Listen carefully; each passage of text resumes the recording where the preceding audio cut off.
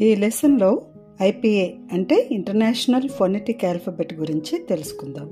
International phonetic alphabet అనేది భాషల ఉచ్చారణలను ఖచ్చితంగా సూచించడానికి ఒక భాషాశాస్త్రం ద్వారా అభివృద్ధి చేయబడింది.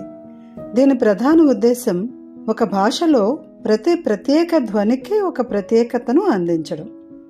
ఐపీఏలో వొవెల్ సౌండ్స్ అంటే అచ్చు శబ్దాలు మరియు కాన్సనెంట్ సౌండ్స్ అంటే హల్లు శబ్దాలు కలిపి 107 ఉన్నాయి.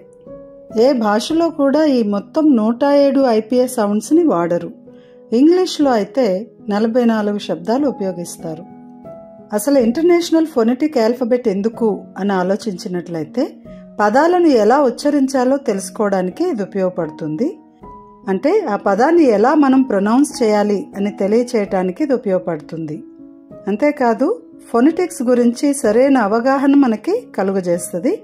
రకరకాల సౌండ్స్ ఎలా వస్తాయి, దాని యొక్క పనితీరేంటి, ఆ సౌండ్స్ పలికేటప్పుడు ఆ స్పీచ్ ఆర్గన్స్ ఎలా పనిచేస్తాయి అనేది కూడా ఈ యొక్క ఇంటర్నేషనల్ ఫోనెటిక్ ఆల్ఫబెట్ అంటే ఐపీఏ అనేది తెలియజేస్తుంది.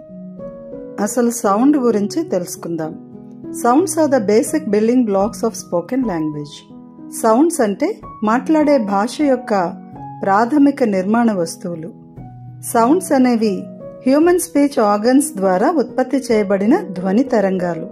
మాట్లాడటానికి ఉపయోగించే ప్రధాన స్పీచ్ ఆర్గన్స్ అంటే మాట్లాడటానికి తోడ్పడే అవయవాలను గమనించినట్లయితే lips, teeth, alveolar ridge, tongue, larynx, vocal cords, epiglottitis, pharynx, soft palate, uvula and hard palate, lungs మొదలగునవి.